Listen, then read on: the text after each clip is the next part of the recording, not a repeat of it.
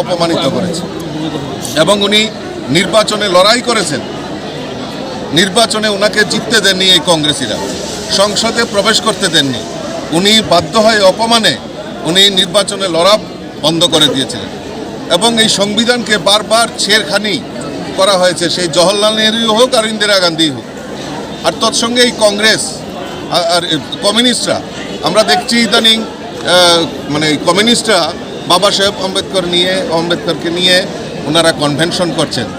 আমি লজ্জা থাকা উচিত এই কমিউনিস্টের। তারা বাবা সাহেব আম্বেদকর যখন সেন্ট্রাল মুম্বাইয়ে উনি উপনির্বাচনে প্রার্থী হয়েছিলেন, তখন সেখানকার শ্রীপদ গাঙ্গে কমিউনিস্টের নেতা উনি উক্তি করেছিলেন যে আম্বেদকরকে ভোট দেওয়া যাবে না, আম্বেদকরকে ভোট না দিয়ে ব্যালট পেপার ছিঁড়ে ফেলে দাও, এই উক্তিও উনি করেছেন। আর আজকে কমিউনিস্টরা দেখলাম বাবা সাহেব আম্বেদকরকে নিয়ে র্যালি করছেন।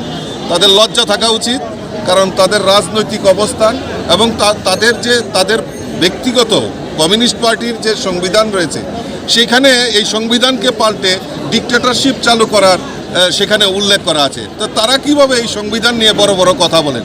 তো বারবার এই সংবিধানকে অপমান করা হয়েছে। তো এই অপমানের বিরুদ্ধে আমরা আজকে সবাই ভারতীয় জনতা পার্টি আমরা তার ধিক্কার জানাই। এই কংগ্রেস এবং কমিউনিস্ট এবং বাবা সাহেব আম্বেদকরের যে অবদান সেটা ভুলার মতো নয়।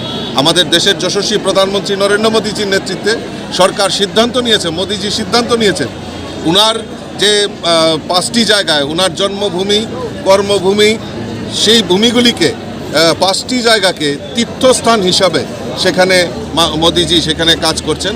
তো এইটাই আমাদের বাবা সাহেবের প্রতি শ্রদ্ধাঞ্জলি এবং এই সংবিধানের প্রতি আমাদের শ্রদ্ধাঞ্জলি, সেটাই জনগণের সামনে তুলে ধরার জন্য আজকে আমরা এই কর্মসূচির আয়োজন করেছি।